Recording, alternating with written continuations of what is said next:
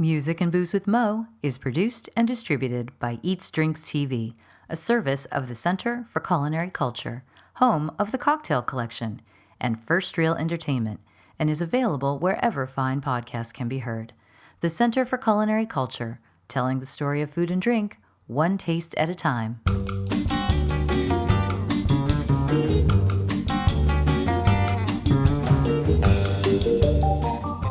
Welcome to Music and Booze with Mo.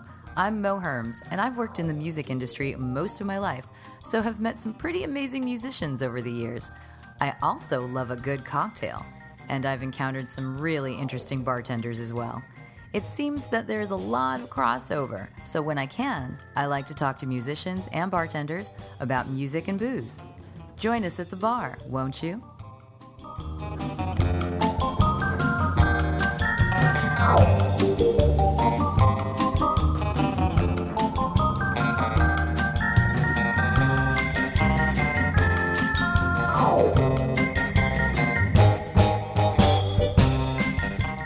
Music and Booze with Mo is brought to you by Barkeeper, a head shop for cocktail lovers, located at 614 North Hoover Street in Silver Lake, Los Angeles.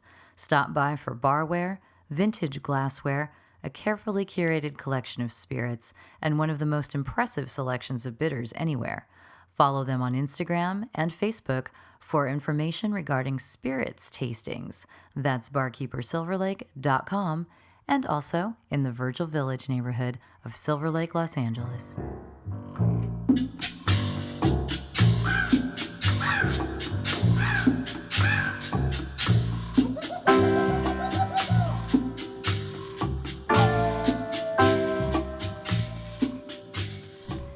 Welcome to Mo's Tropical Summer. As any regular listener knows, every summer I get to talk with people from all over the world, actually, who work or own bars with a bit of a tropical bent to them, and this summer is no exception.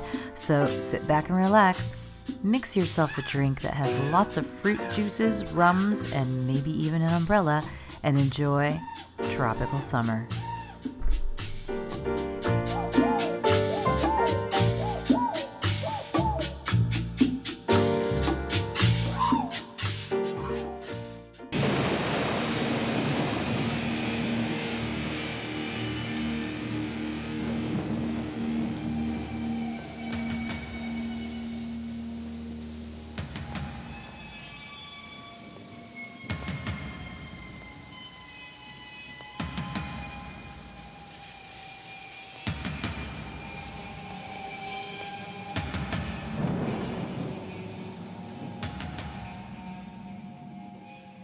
Back in 2018, I did an interview with two people from Three Dots and a Dash, one of whom is still there. The other gets his own show today. I'm so excited to talk to Cory Starr for the second time, but really, let's say it's the first time, because this interview is all his. He doesn't have to share it with anyone else.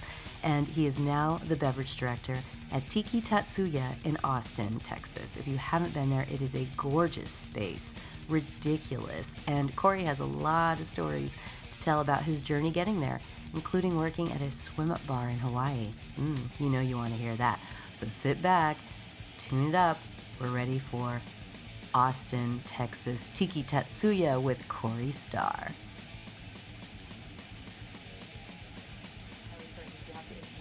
But I'm just going to say now what I was just saying is that this is the first time on the podcast I've had someone back.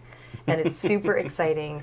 And I'm really excited because I remember some things that you said the last time we talked, and I have to bring them up. So, okay, just introduce yourself and what you do now, like this position and everything.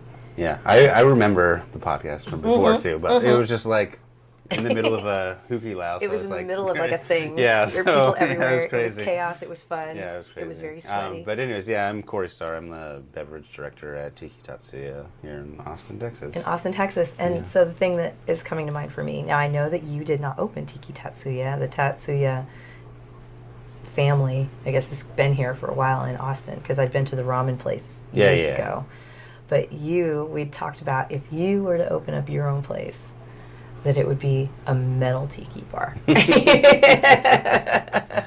But you have this opportunity. So how did you wind up here in Austin doing this? Me and Kevin from Three Dots, Kevin Beery from Three Dots, we did like a thing for Texas Tiki Week and kind of got introduced to these people down here at the Tatsuya group.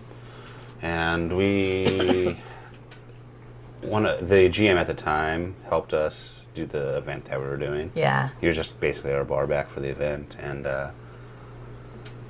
got to talking. But like we went to Culinary Tatsuya, which is across the way, like really, really good restaurant. You know, like top 10 in the country when it opened, kind of thing. And then it was one of the best meals I'd had, like ever. Like in that same year, like I also like had meals at like Alinea Next, like Nobu, like all these like crazy places, and that meal was just fun, but also really delicious and like things that I hadn't had before. Yeah. And they were like adventurous, that kind of thing. And at the time when I was coming down here, we were also opening Bamboo Room at Three Dots, so there's a lot of stuff going on, and Bamboo Room was obviously awesome, and like me and Kevin collaborated on some drinks there. He did a lot of it, but like I was helping like do like cool stuff there. Like it was a notch above. But I mean, the Bamboo Room out there is very particular. It's that specialist rum, very specially curated rum room. I haven't actually. The night it opened was the last night at Three Dots for me, so I got to sit and have like a zombie at the bar there, but I haven't got to like go back and check it out. But I want to. It's awesome, obviously. But yeah, these guys just hit me at the right time. It was just like, Three Dots is one of those things where I knew Kevin was going to be there forever, essentially. Yeah. And I don't know. I liked doing what I was doing there for sure. I had a lot of creative like input, and I don't know, I got to bartend, which is my favorite thing to do, is actually bartend. So like I bartended 4 days a week, and it was amazing, like at the busiest tiki bar in the country kind of thing, and it was really fun, and just learning those skills was cool. But there was something in me like at that time when these guys hit me up that was like, okay, I need to do something else. It was a perfect storm of goodness. Yeah. Right? So just ended up moving down here, and it also, the week I moved down here was like one of those like polar vortex things. It was minus 55 in Chicago, like, and I got down not here. Be weather like this anymore. I got down here, like 3 days after I left Chicago, like moving. Yeah. And it was 90 degrees, and I was like, okay, I made the right move. And this is in February, but it was good. That's hilarious. Well, we should actually, considering that you and I have vague memories of the interview we did, like, 4 years ago or something, it'd probably be good to roll back and start from scratch, because I'm sure there are people listening who have not heard that episode. And just start, like, the whole, when did you start bartending, and how did you get to Three Dots? Right. You know, that whole story. Yeah, for sure. My first bartending job, well, I guess if we go back further, my first service industry job was at Denny's, and I worked graveyard shift. Right. I worked graveyard shift at Denny's, like Thursday, Friday, Saturday. That's good training for working in a bar, I would think. No, 100%. All of our clientele was like college students. It was at on-campus Denny's, so oh my God. It was college students, people that just got done working at bars, people that just got done working at strip clubs. Like it was cool, and I'm like sure I the had stories were amazing. Extreme, like crazy stories. Like everybody was a regular too, so it was just like and I was the only server in there, so it'd be like 50 people, 60 people. I'm serving by myself, it's going off. But it was great money. Like it was extremely hard work and stressful, but it got me like set up to like what I was doing, and went on. My first bartending job was at Outback, and I don't know, I had some like old school like bartenders there that taught me like old cocktails, and they were like passionate about it. They're just like nowhere. I was in Flagstaff at the time. Nowhere in Flagstaff that was like really doing classic cocktails or anything like that. So they were like, except for this one Outback. well, they weren't really doing it, but like They were doing what they thought it was, we were doing stuff like outside of work and like that okay. kind of thing a little bit, and ended up I was at Outback for a few years, bartending for like the same amount of time. Yeah. And never really actually realized what like the craft cocktail scene was. I never really traveled before. I like was in northern Arizona from when I was gonna say, I mean, like, Arizona really only recently has come into their own as well. 100%. So It was just Arizona cocktail weekend this weekend, right? Yeah, which I heard was incredible.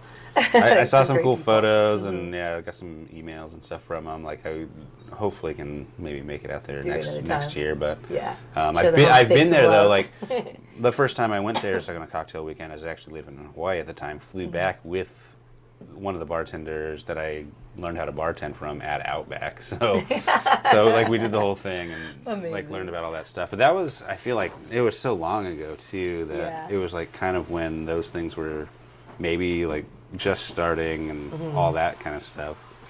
So from Outback, where did you go? You're still in Arizona. So yeah, I'm still in You don't know Arizona, this still in craft northern thing is Arizona. happening. Yeah. My sister, she worked at Four Seasons on the Big Island, Four Seasons Hualalai. Sorry, I put my hand up. No, you're all good. And she was just out there like recruiting people to work. She worked in HR, and She's like, want to work in Hawaii? well, it had just snowed in Flagstaff in June, like June 10th. What? It had snowed like 12, 14 inches, and I was just like, that winter had already been pretty like crazy. We had a long driveway at our house that we had to shuffle, and it was, That was enough. we for had you. we had like No more 14, 15 shuffling. foot like berms on the side of our driveway. Like that's how much it was. Like 4 months previous to that. Ugh. And yeah, it snowed, and I'm driving my sister around like in town, and yeah, she's like, you can just come out for the summer and just like work by the pool and just like serve drinks to people. Like you'll make good money, and then it's just like get out of Flagstaff for a while, come back and finish your degree, whatever you need to do. Because I was in college. Yeah. Like, Oh, that's really nice. I wouldn't mind if someone had. I had to put myself through college. If somebody could have gotten me to Hawaii to work while I was saving money for college, that would have been okay. no, for sure. No, it was like a perfect situation for sure. But went out there, and I just planned on like sleeping on our couch for a few months, working, making a little extra cash, but also just like enjoying Yeah. Hawaii. Like Yeah. I had visited once when she first moved out there, and then it was really fun. But yeah, it was like experience the thing for a few months and just do it, but. Things happened, whatever it ended up being. Like I was just like bartending, or I was just like serving at the pools. And I love it, envisioning you as a pool boy. Basically, no, I was a pool you boy. were totally but one of those it was, guys with the trays to the rich no, old ladies. 100%, 100%. But it was. Okay, this is another story. So Auntie Kelly, she was the person that trained me, and like when you're in Hawaii, like all the Everybody's auntie. Auntie, yeah. So yeah. she trained me, working at Four Seasons for 20 years at that point. That same Four Seasons. Which Four Seasons? On which Four island? Seasons, Hualalai. It's on the Big Island. Okay. So Because wasn't White Lotus the Four Seasons in Maui? Is in I Maui. think? Is in yeah, Maui. Yeah, that's yeah, funny. Okay, so. so coincidentally, I have a drink called White Lotus on the menu now. But, anyways. It's full of class struggle. Yeah, definitely. Really is. Definitely. So, Auntie Kelly Auntie Kelly. is training you. She's training me. First person I meet when I'm serving, she's like, "Oh, we got a VIP down here, yada yada," and I'm a huge basketball guy. Just have been since I was a kid. Growing up in Arizona, like the Suns, when I was like 10 years old, were like they just got Charles Barkley, yada yada. Went to the finals. And that was, like, the whole your whole thing. life. Like it was my whole Yeah. life, and I've still am like way into basketball. But anyways, first person I met was David Robinson, and it was like this 7-foot guy that I had just seen on TV, and I'd never really seen famous people before, and I was just like, oh my gosh, this is Dave Robinson's here. And he was such a nice guy, and it was just like, it was really cool, and I was like, oh my gosh, this is where I'm at for...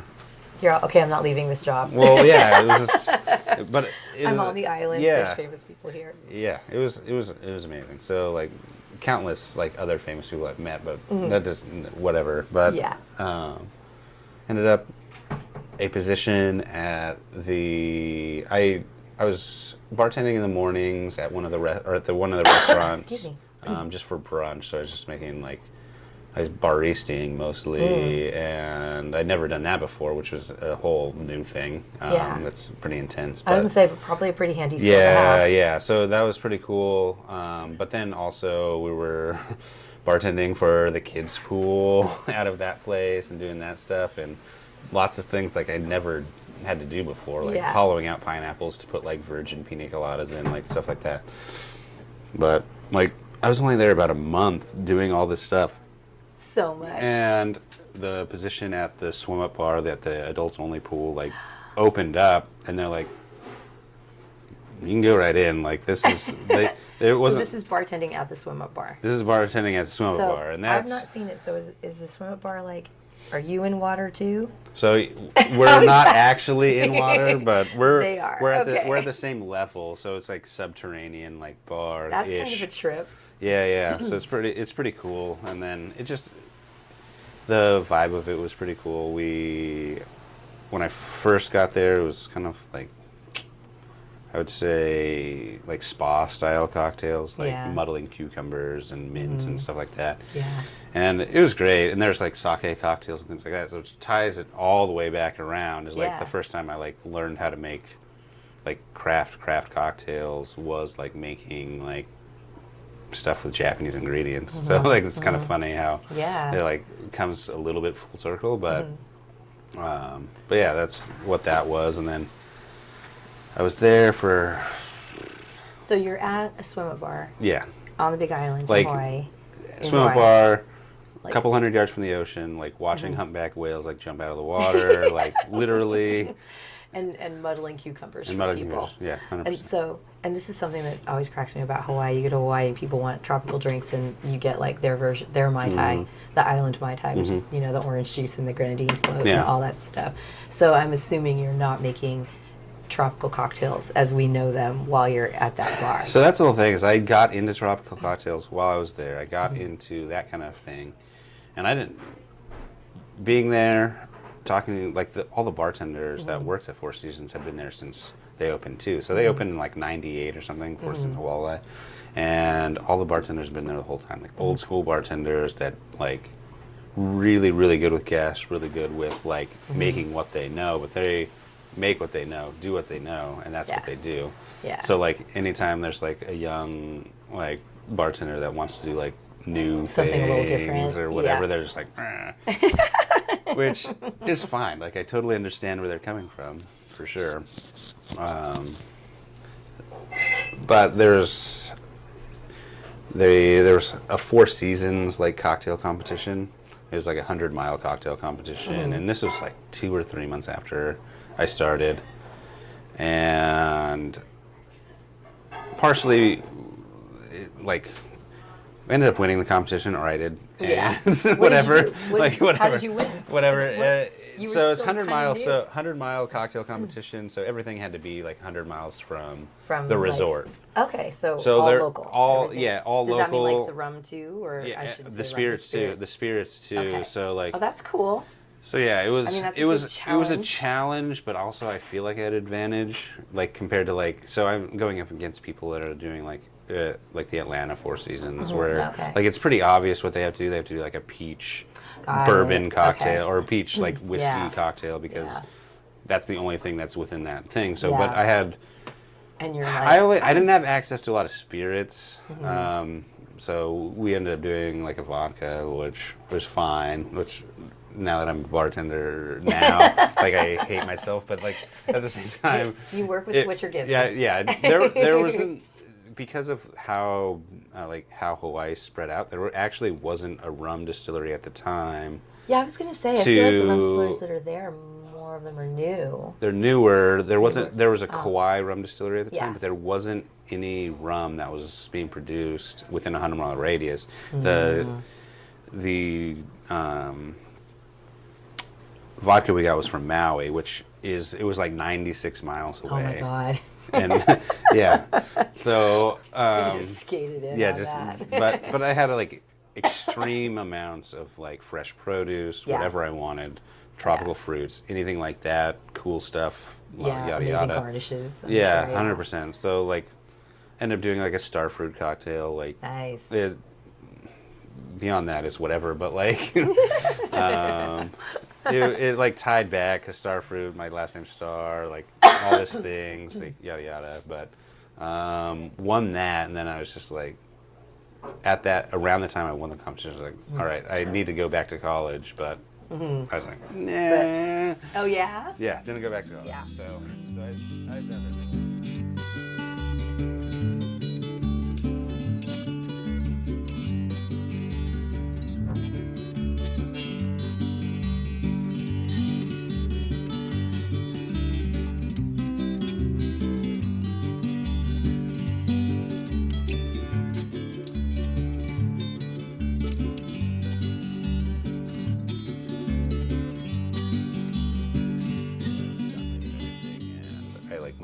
I moved out to Hawaii just luckily with a suitcase and like a guitar, like cliche.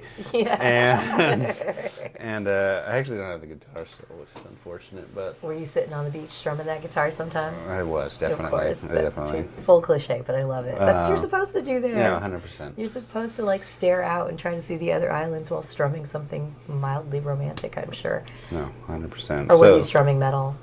I actually was not strumming metal. Like there'd be some riffs in there, like, but there wasn't anything crazy. Like I'd just be like, I was trying to like take a pick out of my right hand and just like strum with my hand and do all that stuff. And I ended up at the time learning a lot of like cool finger picking techniques and stuff like that. But another thing. Yeah, that'd be the other part of the podcast. Yeah. So okay, so you're there. You stayed there for how long? 5 years. 5 years in Hawaii. Yeah. And why did you leave?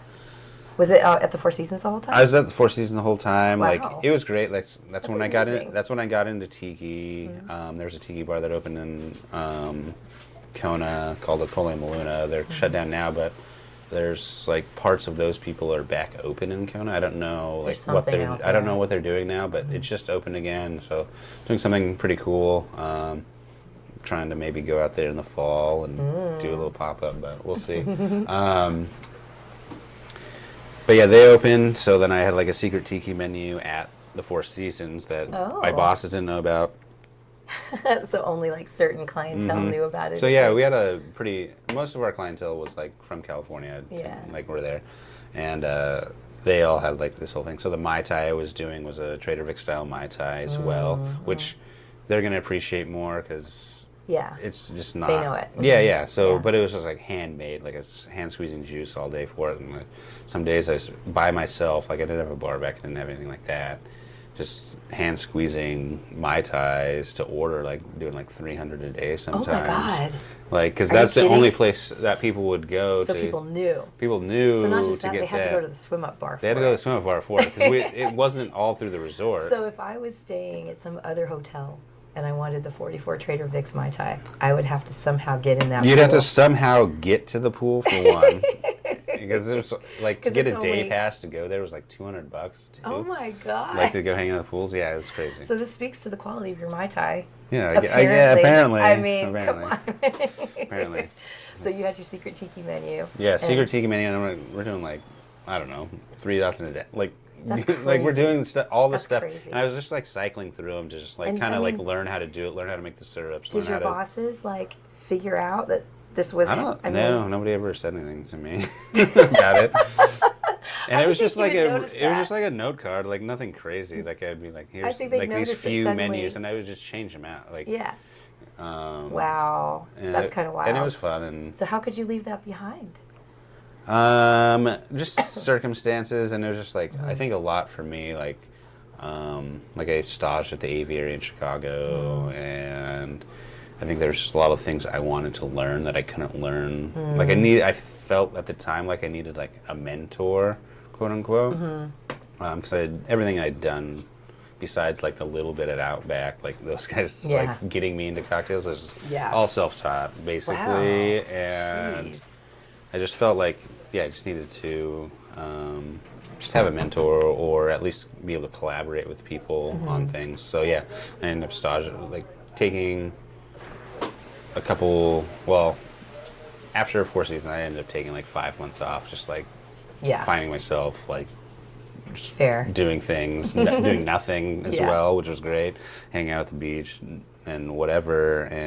But in the middle of that, I like staged at Aviary, and that was great. Like, it was cool. That's super impressive, though. Staged there, and Micah. So you went right up to Chicago. Yeah, I just went. I went that. I was. You were like, this is a food and drink town. The person I was dating at the time, she was from the Midwest, and she had talked about going back there. So I was just like looking up jobs on whatever site at the time. Yeah. And because this was a long time ago, I feel like. Yeah. And like Aviary was looking, I was like, that's like one of the places I just like look at, and it's like, I don't know how to do the stuff they do, so I was like, all right, I can go work there, or I would like to at least. You would learn techniques, something just by being there. So ended up, it was just like a few days stage, nothing crazy, and I was just, because like I talked to Micah, the beverage director there at the time, and he's just like, you could definitely work here, you could definitely be like lead bartender, barman, whatever you want to do here, but it's just going to take you a long time to get there. And also, like, he knew how much money I was making at Four Seasons. And not saying, like, I'm not trying to, like, cut down Aviary as far as money they make, but there's a large pay discrepancy. Yeah, for sure. Which I think there's benefits, and everybody knows in the industry, like, why you work at those certain places. And I was like, okay, and it's not necessarily my expertise. Like, at the time, I'm totally, like, into tiki stuff. And I was staying right by Three Dots, and he's like, Micah would told me, and that is one of the best conversations I had, was just like, go around the city, see what, you could work anywhere in this city, just, like, do whatever you want. But ended up, like, I was staying right by Three Dots. I was, like, totally, like, blown away by, like, the experience, and I was just like, all right. The bartenders, which are a couple of my really good friends now, they're like, yeah, we need a bartender, just like, come on. And I was like, all right. I like applied the next day, and I got the job. It was just like, it was a weird situation because the Melmans, which own Let Us Entertain You, which owns Three Dots, they need to like meet everybody. I used to work for them too, actually. Oh, I didn't know that. Yeah. I used to program music at a bunch of their places in Chicago and around the country. Arizona, actually, the Phoenix stuff. Oh, yeah. But anyway, so when I found out Three Dots was lettuce, I'm like, I wish I was still with those guys. Like, I could help that out. No, for sure. Yeah. But yeah, so then you wound up there. Yeah, I wound up there. It ended up being like a couple-month process, just because like meeting the Melmans in person obviously wasn't going to happen as in Hawaii, and it was like the whole thing. True. So, but ended up getting there, like, I had no beard before, and when I got to Three Dots finally, I had this beard. Then you had a beard. I had this beard. But it was like, at the time too, when I first was applying to Three Dots, Paul McGee was still there, and the transition that all happened, and he wasn't there anymore, and I was like, well, I kind of wanted to learn from Paul, but I understand, like, we'll figure this out. And it was just like, it was also a huge transition period just in Three Dots, too. Like, we were getting Julian Cox as a beverage director for the company. That's right. Kevin was coming in. We all kind of got there at the same time. And I definitely, like, they know bar stuff way more than I do, Julian and Kevin both. But I definitely know tiki stuff a lot. I just know a lot about it. And maybe not at the time. Now I think we're maybe on play. You also have that Hawaii cred. Yeah, that counts for a lot. Yeah. So anyways, it was really fun to be able to collaborate with those guys and just like learn from them, and also be able to like teach them like the things that I've been doing. Like, it sounds like they learned from you. So yeah, it was kind of cool to like be part of that collaboration at the time, and it was just. It was cool. It was fun. Three Dots, when you and Kevin were both kind of running that show, was definitely like a high point for Three Dots. Not saying that they're a low point now or anything like that, but it was so visible at that time. And you guys were really great about getting around, doing pop-ups around the country, just getting out there and just letting everybody know, we do tropical drinks. We're fun. I remember it was even the tiki nerds who would get upset if hip hop was being played somewhere didn't seem to mind so much with Three Dots because the drinks are so on point. So you guys got away with a lot more, which is kind of cool. But then now you're here. Yeah. Then you did your time there, which sounds like it was an amazing time, and then the stars aligned and you're here. And Tiki Tatsuya. Okay, so as I mentioned before, I was familiar because I've been coming out to Austin for years for South by Southwest, music nerd, and I'd always go to the ramen place that's downtown. Yeah. And that was the only one I knew about. And then one of my friends that lives here is like, they have other places too. So when this spot was opening up, I'm like, oh, that's that great ramen place. I'm sure it's going to be great. But you had been like on the social media, I've got something coming. I'm going to be doing something. I'm like, ooh, what's Cory going to be doing? So exciting. And so when it was this, and I started seeing the pictures and all of that, being here is overwhelming. This place is nuts. So tell me about the story of Tiki Tatsuya, like your involvement here and how it came to be all of this. So yeah, I was on the project 4 years ago now. Is when I started, and there was things in the works, and they had obviously some renditions of things and all of that kind of stuff, but the whole building was bare bones at the time. Yeah, this is a complete build out, and it's 2 levels too. It's 2 levels. So when I first took the job, the upstairs didn't really exist. We were going to do a patio outside daiquiri bar upstairs. Oh, okay. And something simple. It ended up just like in between, like when I interviewed for the job, which was like in January, and when I got here finally, they had like in February, mid-February, they'd already changed. They'd changed upstairs, and I was like, okay, that's fine. We'll figure it out. No big deal. But it's a cool part of the whole story behind this place. And there's a lot of things thought out before I got here, and all those kind of things. But just being able to tie it all together has been pretty fun, experience, challenging, difficult, building this thing through pandemic, all of that kind of stuff was interesting. When did to say it actually the least. open? October of 2021. 2021. So a little over a year. Pandemic. We're a little over a year open now. Yeah. October 4th, 2021. So this place, obviously it has a ton of Japanese elements, all throughout, but it also has a ton of nautical. But also what you expect from a tiki bar, with the glass floats and kind of the idols scattered around and tile-esque, the jade tile looking things. But maps, all of this. But it's just amazing how integrated it is with the Japanese thematics. Yeah, I think we're looking at a map. I know, right looking now. at the map right We're now. looking at a map right now, Because each little section here, there's the bar section, but then there are little kind of seated sections, and they're all kind of independently themed. They're independently themed, kind of like places that are actually on the map. We're in right now. We're at the captain's table right now, but we're inside the cave, which is our downstairs, which is like a cave that's inside of a volcano. Oh, that too. Yeah. And if the bathrooms, if you go into the bathrooms, isn't it telling the story? It is. It tells the whole story. So there's a if you're really perceptive, there's a couple historical errors, but it's not a big deal. It's just dates mostly. There's we have a ship replica that's the Datemaru, and it's basically a mercenary ship from a Portuguese merchant. They bought it from the Portuguese, the Japanese did, and did some sailing. And this whole story is about them crash landing on a island that used to be inhabited by people. It's not anymore.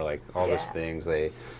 Through the centuries, either grew sugar cane, made rum, did all those things. Had rum at the beginning. This cave stored a lot of rum, and the story. So and then Tatsu and his brother Shion, they ended up on the island and started surfing like B&B, basically, and that's what the upstairs is supposed to emulate. It's like a surf bar. Yeah, exactly. Okay. So a little bit of that, but like keeping those like tiki elements in there too. So there's the Japanese elements, obviously, but I think just having the aesthetic of like a traditional tiki bar, because our downstairs is, I wouldn't say traditional at all, because it's a cave that has like some things, and there's obviously the floats it has and the elements, the things that like that, would expect. and there's idols, and there's definitely a Polynesian influence here, there, and that kind of stuff.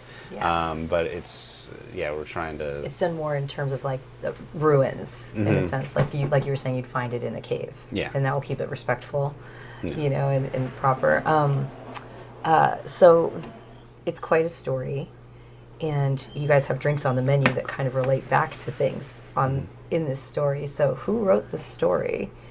Was this a huge collaborative effort? Because I think it would have to be, because it's so integrated into every single aspect of this place. I think the original GM, Aaron Reed of this place, he wrote the story, and that's the story. Is being read in the bathroom. Yeah.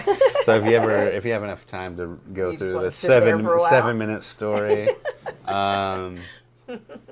but he came up with that. But the story was like really thought out, really well written, to where we could like pick apart, things. Do things. This is what we're going to do in this place. This is what we're going to do in this place. So we could like, tie back to it, tie the menu back to it, tie all of that stuff. So it ended up.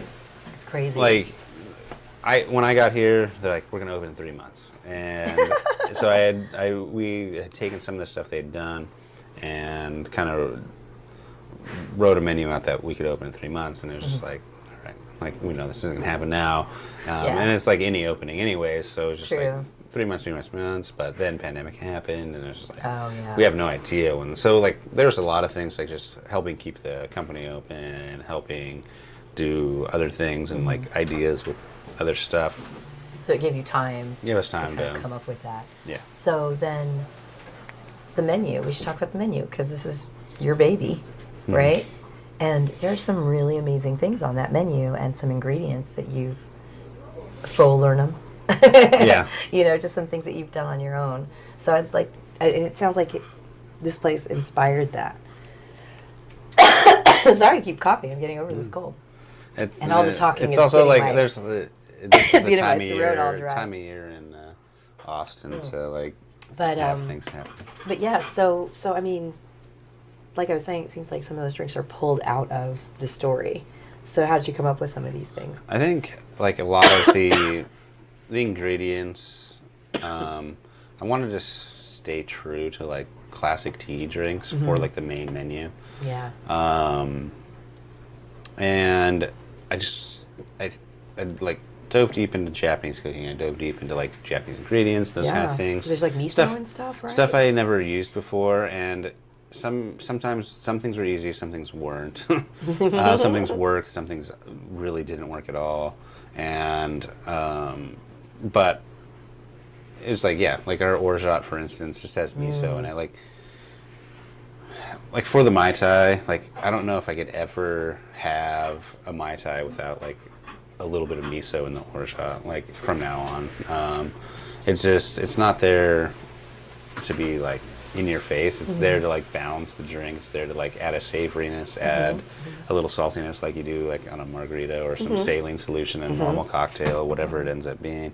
And so I don't know, it works really well. Like we're doing a gardenia, also has miso in it, and people make fun of me for using miso now. But it ends up, it's cool. Like for the drinks that are on a normal menu, use like a very non-abrasive, like flavored miso, so it's just more salty, a little savory, and it's nothing crazy. Yeah. But definitely have like one-offs or stuff that's on our dinner drinks menu, which we'll talk about, that will have like the miso that's crazy fermented, crazy flavors, all those kind of things, like super savory, super funky, that kind of thing. And I think it ties back to like how rums can be, like super, like you either savory, funky, there, so those things can tie together. And like that's the whole thing too, is like figuring out those flavors that give you those Japanese elements, but aren't gonna differ from like a normal tiki drink too much.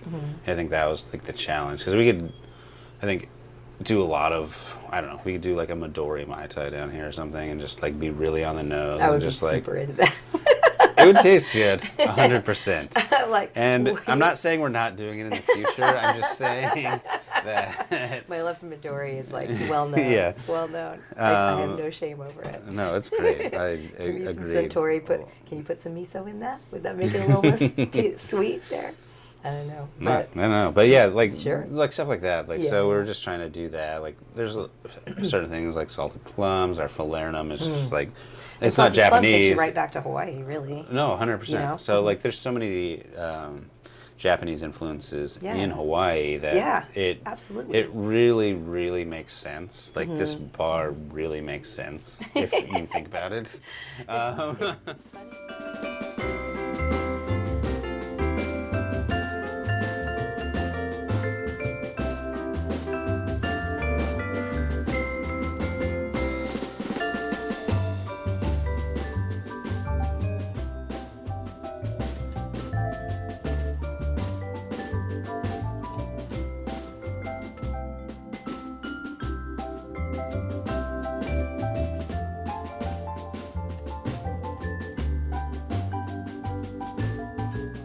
Gotta be fun for you, because, well, let's roll back into your music thing.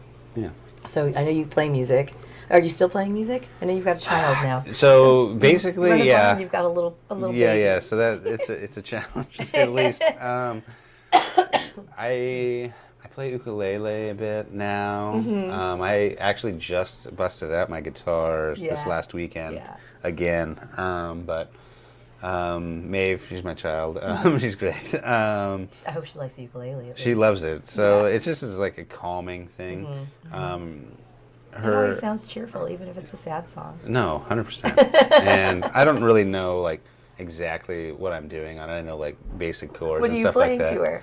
Are you I, just making no, stuff I'm just up? making stuff up. So like I'm absolutely making things up and just like playing like standard like chords and just gibberish. No, when you and played nothing crazy. before, were you always? I can't remember if you were just playing for yourself or you did play in bands, didn't you? I like helped with some bands like Yeah. way back, but I've never actually played in like Yeah. real bands So it's like always on just been for stage. you. It's always been for me, and like So there's this aspect of bartending that's performative, Mm-hmm. and you're in this space now where it's very performative. right. And so I'm thinking about you being a musician, but since you weren't really, a super band guy or up in front or anything, it sounds like your guitar playing was just for you, Yeah. for the most part. So how is that, the bartending side of it? You love bartending. Yeah. You love making drinks, you were saying. Do you get to still be up front and make drinks? It's kind of rare, to be honest. Like Mm-hmm. luckily, like I've obviously been really busy Yeah. last Year or so. so it's been harder for me to get behind the bar, but it's still my favorite thing to do. Yeah. And why is that? I just like, I Because don't you're know. doing it for other people. That's what I'm asking. When you play Yeah, music, you're kind of doing that for yourself. Yeah, I think the Four Seasons mentality is still in me, is like being that people pleaser. I also just like making drinks really fast. Yeah. And like it's fun to me. Like I went to college for civil engineering and math, and I think there's so much things that tie back to it, as far as like the science aspect and the Yeah. math aspect, just like ratios of like cocktails It go does. way back. Like when You're constructing things. 100%. When I used to Using make drinks formulas to construct. with people, we'd like try I don't know, 50 iterations of the same thing and see what worked. But now, like when I do it, like if I don't get it in the first like one or two tries off of just what in my brain it should be like, then I'm like, this might just not work, and I just go back and Retool the fix formula. it. Yeah, retool the formula instead of trying 50 things out. Yeah. Also, it's just like it's hard to try 50 things out. Oh, and, yeah. like, keep your brain. So yeah. Now it's just like usually I'll get it first or second try. Like if I have a idea in my head about a drink, and I'll just make the syrup correctly, make the ratios right, and then it's correct. So Well, that's making me think of, because I know that you're a metal guy, metal actually is one of those genres where you find a lot of people who are into it are also kind of these math brain types. There's that kind of nerd mentality. So now I'm curious as to what is it that you're playing. I know you listen to metal. Are you playing stuff that's complicated when you're playing guitar? Or are you just strumming along for yourself? Right now, no. No, back in the day. I definitely used to. So we're actually doing like a new kind of training thing where we're using the jigger and just like measuring out to get 8 ounces of whatever, and that was just harken. It actually did remind me of just like hitting the same note like however many times to get to a certain spot, and like it's. Bartending too is all about a rhythm too. Yeah. Like if you're just like herky jerky back there and you're not like hitting that rhythm, if you're not like in tune with the song that's on the radio even, like you just lose it and you like forget something or you do the thing. But if you're like really doing it and like flowing with whatever's going on, bartending, like either the guests notice you because they appreciate it, or they don't notice you because you're doing your job so well. And I think there's that fine line. I used to say that about music at a restaurant all the time. Yeah. It's like if you do it well, they're either not noticing it or they love it. Yeah, 100%. So. You know that it's like going, oh, I love this song. You know, when it pops up here and there. Otherwise, they're hearing it and they're hating it and they're hating everything. Yeah. You know, so you can tell like it's such a violent clash. Yeah. You know, for otherwise. Sure. So since you don't get to play music quite so much these days, I mean, what do you guys? I can't even remember last night what was being played in here. Now that you say that, I feel like I heard something that I was like, oh, I love that song, but I'm not remembering now. What happens here? I think so. Like you kind of mentioned earlier, like Three Dots having like clubby music late and people getting upset about it. I know, like certain people getting upset. Yeah. There's definitely when it's a Friday night, what can you do? High expectation for music at a tiki bar from the people that frequent the tiki bars the most. You know? Yeah. And I think our playlist pretty much is right on point with that. I think we're thinking about maybe having some different stuff later. We just have like a very varied clientele, you know. Yeah, totally. And that they notice, like how tiki people notice that when we're not playing tiki music, which we always play tiki music here. There's some variations as far as like we might have some like stuff from the Caribbean, some stuff from Africa, those kind of things like here and there, but mostly we're sticking to the either surf music, surf rock, or just like exotica. What do you like think you can sneak in here that might change things up? It's a tough call. I don't know. You're a music fan. Yeah, it's hard. It's pretty difficult. And this is a very specific place. No, and it's like figuring out what would be on theme, what would be like either upbeat or just like vibey enough to like figure it out. And I think we're just still like in that vein, like our bartenders and some of our other people that work here, just like putting together things that are a little bit newer stuff, some older stuff, and I think things that are recognizable to like general crowd, as opposed to just the tiki crowd. Crowd that won't offend tiki crowd. Yeah. It's a delicate balance. It's a delicate balance. Yeah. So I think because we can't have like Jimmy Buffett on here. Yeah. Like it's not gonna work. Like stuff like that. Like there's some tiki people get or Beach very, Boys very or like the standard things that people would recognize and would be at like a tropical bar, quote unquote. Yeah. But like we're not gonna do that. So like what do we find that? And I think it's just like really for me that's one of my projects in the next few months is just to like kind of figure out what I may have some ideas for you. I'm Happy totally to help. totally down. But yeah, just figure out what's gonna be the future maybe of tiki music in general. That's gonna that I don't.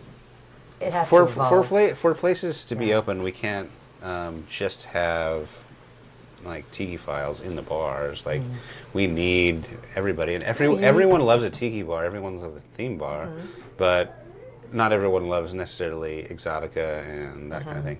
And I like for me, like I get into it. I love it. So like it's one of those things like when I'm behind the bar and I hear this stuff is on, like I can vibe with it and that kind of thing, but I know everybody else can't. Like I'm one of those people that. But there's a lot of, it's like metal, exotica, prog. There's like some classical. There's a lot of crossover in there. No, 100%. So it's interesting. Of course, your brain is already suited to it. Because you grew up listening to all that kind of stuff. When you leave here and go home, what are you putting on? I mean, you have a Maeve's asleep, or maybe Maeve's out. Yeah, I was kind of thinking about this before because you remember there's always that question. This is going to come up. It's crazy because. My child really likes like the new Bad Bunny album, so like that album's great. It's amazing, except if you've heard it 200 million times. Yeah. And I still like it. Like I really do. 7 months old, and she's she hears it and she's just like totally stoked it's on. I don't know, like I.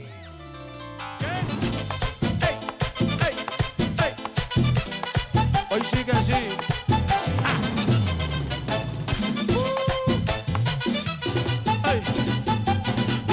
¿Dónde vamos después de la playa? Si no secamos, yo traigo la toalla y de nuevo nos mojamos. Pero en mi cama te voy a dar tabla de selfie al bebé. Mami, tú vives lejos, pero como quiera yo voy a buscarte. Porque tú estás buena y te lo mereces. Al frente del mar es que yo quiero darte. Pa' que se pongan con stereo dial. What are you listening to? I think a lot of the same stuff that I was listening to like before when we talked. Yeah. You have to remind me. My favorite band of all time is probably Mastodon, and then there's Slayer involved with that as well. They're probably up there at the same peak. I'm a really big creature of habit, so like nothing new. Like I feel bad kind of at this stage. But Bad Bunny has snuck in. Bad Bunny snuck in. There's a lot of Music for Babies by Miss Rachel, if you guys ever go on the internet and look at Music for Babies. But Wheels on the Bus, Now just like find like a Caribbean version of Wheels on the Bus and you can fit it into the bar. Yeah, exactly. Just roll that in. No one will know. Or the parents will pick up right away and be like, oh, hey, maybe it'll make it more palatable. Yeah. When I first started working here, like I was trying to find more like Japanese. There's a lot of Japanese surf rock stuff like that. Yeah.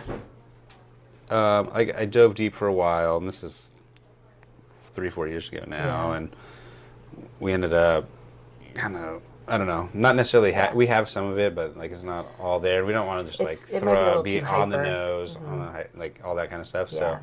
But was there something you picked up during that time? Was there were there some acts? There's like Daikoju. And oh my god, they're so good. Like, have you seen them live? I haven't seen them live. Like I'd love to. They were. I feel like they were recently around. They were around. Yeah. I feel like because I was in New Orleans like in January, and I feel like they passed through, and they were around here. Yeah, like they're amazing. Yeah, there's lots of fire. Goes really well with your bar. No, 100%. Considering how much fire you guys. Yeah, we go through place. more cinnamon and Everclear than any other bar in the state, guaranteed. But yeah, Daikaiju is incredible. Yeah, Don't miss them next time. Yeah.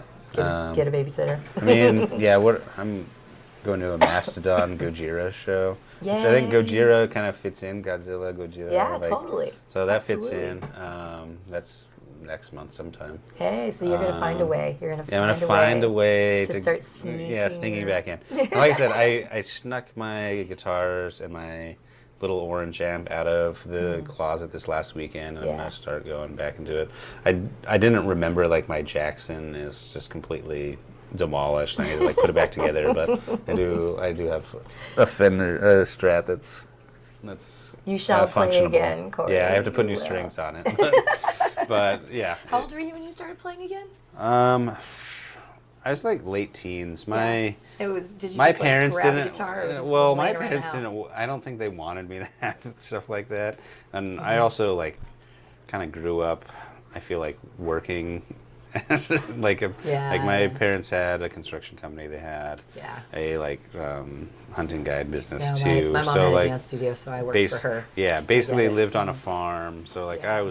I did a lot of You always like had stuff to do. I had stuff to do. Yeah. Like even sports was like not as big of a deal because I was like I have stuff to do, I guess, like, is the thing. But my grandfather, he traveled the country for years and then, like, touring. Really? Yeah. He did every instrument possible, like, Really? playing in, like, country bands, stuff like that. So, like, dobro, guitar, bass, Damn. piano, keyboard, like. That's cool. He knew how to do whatever, banjo, mandolin, Any stringed instrument, basically. like he played, and Is he on any records, or was it too?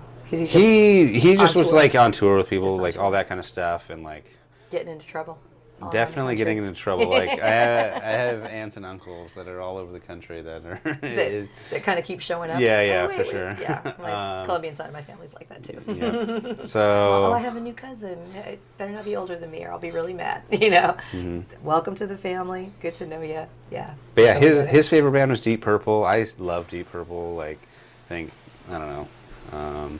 That's awesome. It's cool. Your Yeah. grandpa's favorite band was Deep Purple? Yeah. That's killer. Yeah. Well, okay, what's next for Tiki Tatsuya then? I think right now we're a year and a half in. We just had a new like kind of dinner menu drop, so we're kind of being more experimental, I guess, and having I don't know more. There's a lot of like craft cocktail bars in the city doing like tiki drinks, so we're trying to just have our like 5-6 drink menu of like kind of more experimental drinks that have like influence with rum or claret So, or stuff like that. I like how you're talking about there's craft cocktail bars all around the city, and then they'll have like a couple little tiki offerings, and you guys have the amazing tiki cocktails and tropical cocktails, but you have a little crafty offerings. Yeah. It's like kind of a flip on that, right? No, 100%. So yeah, we've That's got great. we got our like martini Yeah. and our I don't know Vucarays and our stuff like that. That's awesome. Like we're even doing a drink now that's like based off of food, which is like a trend, I guess. But it's cool. It's fun. Like I didn't expect to do stuff like that, and we're getting to do stuff like that. And I think it's just it fits like the people that want craft cocktails that come here. They do want tea drinks, but I think they do want to try something else while they're here. Yeah, and sometimes they may not want something so sweet the whole night. If it's in with the Japanese concept as well, and we're True. able to like use more of those ingredients, and like our martinis, like a mushroom martini. I know that's like at this point, like I've looked at Punch enough, like oh, there's people doing this, but like yeah, we're doing it, and it's cool and it's fun. It's just like learning, like or relearning how to do stuff like that's pretty fun. We're starting rum flights next week, which is going to be exciting. So that's just when people come in here. Are you having set rum flights, or are people going to be choosing? We're going to have set rum flights to start, and it's educational. It's like we have actual like airline carts going out to the tables. Then they're going to be pouring at the tables, and I think it's going to be curated flights like. It says like rum tours or guided tours or whatever on our like airline carts. Cute. And Very cute. and yeah, we're to start. We've got some curated flights that I think Austin they need to like. They don't need to learn, but they like. I think guiding them through it and just like getting them a good base knowledge of rums and going from there. Like people are so open to all of that now. We want to expand. Like we've got 200 rums available right now. I've got like 50 something, 60 something hiding in the seats here that need to be given out to humans. And this is the way to do it. This is the way to do it. So yeah, we're starting a little small, but we're going to expand, and they'll be able to do whatever they want. That's hopefully amazing. soon. All right. Well, the question I always ask is when you're at home chilling out and it's just you. You got a song and you got a drink. What are you doing these days? What's your pairing? I'm done with the day pairing. So I think the song that coincidentally like amps me up and relaxes me the most is like it's Hearts Alive by Mastodon. And if you ever heard that song, it's like 14-minute, like epic, like crazy song that builds up, goes so you back go on down. an entire journey. And then the end of the song is just, it's so ampy for me. They're just like really going off on guitar, like no one else but Brent Hines can do, like is crazy. And I don't know, but I'm like just sitting there just like, yes, and just moving my head back and forth at a medium pace. And a gentle bang. yeah, a gentle exactly. bang. Yeah. And I've been drinking a lot of agricole just straight just lately, but I think what I've gotten into a lot recently is Armagnac. Like really? Coincidentally, like I've been drinking that neat a lot, just trying to find new stuff. There's not a huge availability like to get it here in Texas. I got introduced to that spirit through Cobra Fire, which unaged, like in the style of Armagnac kind of thing, and one of my favorite spirits of all time. But it's got me into like, I don't know, just sipping just Armagnac, just neat and just like hanging out. Nice. Like because I don't drink a ton at home either. You can't. So it's when you have that opportunity. Just what's it gonna be? Have maybe a pretty heavy half glass, but that's all I need is just that one, and I'm good to go. And then you're good. Excellent. Well, that was perfect, Cory. Thank you so much. It's so great to see you in your new digs. This is just incredible space, and I'm so stoked for you that this move turned out to be like such a life and game changer for you. Yeah, for sure. I mean, it's amazing. It seems like right place, right time on all counts. So congratulations. Yeah, thank you. Yay. All right, thanks for doing this. Yeah.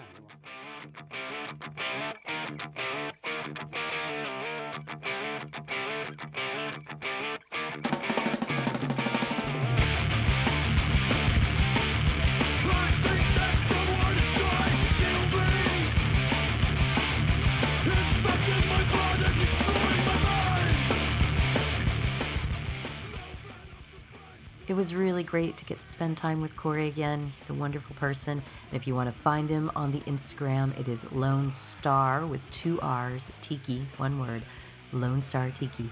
And he's the beverage director of Tiki Tatsuya. You can find that on the Instagram too. It's Tiki Tatsu _ YA. So if you find him, you'll find that. And go to my Facebook page, Mo Herms, on Facebook. I know that it's not cool to go there to Facebook, but Cory created a really sweet playlist that I'll have on the Spotify page, and he had explanations for each song that he chose, and I'm going to put that over on the Facebook page so that you can read his reasons for loving the songs that he chose. So definitely go head that out. Thanks again so much, Cory. It was so wonderful to talk with you, and thanks to all of you for listening. Music and Booze with Mo is brought to you by The Mermaid, a cozy neighborhood bar with an aquatic flair in the Little Tokyo area of downtown LA. Open 7 days a week, featuring tropical cocktails and snacks, The Mermaid also has a daily happy hour from 5 to 8 p.m. Follow The Mermaid on Instagram at TheMermaidLA to hear about upcoming events and check them out at themermaidla.com. Head to 428 East 2nd Street, Los Angeles, for a drink. Thank you for tuning in to our barroom chats on Music and Booze with Mo. For more info about today's guest, or if you want to connect with me, check out my Facebook page, Mo Herms. Please subscribe to the podcast and feel free to tell all your friends about it. While you're there, give the show a rating and a review. It really helps to get the word out. If you want to hear the playlists our guests have curated, search She Be Mo on Spotify, SHEBMO. Find pictures of the interviewees and the cool stuff they create on the Music and Booze with Mo Instagram account. Lower your expectations and join us at the bar. Till next time, cheers.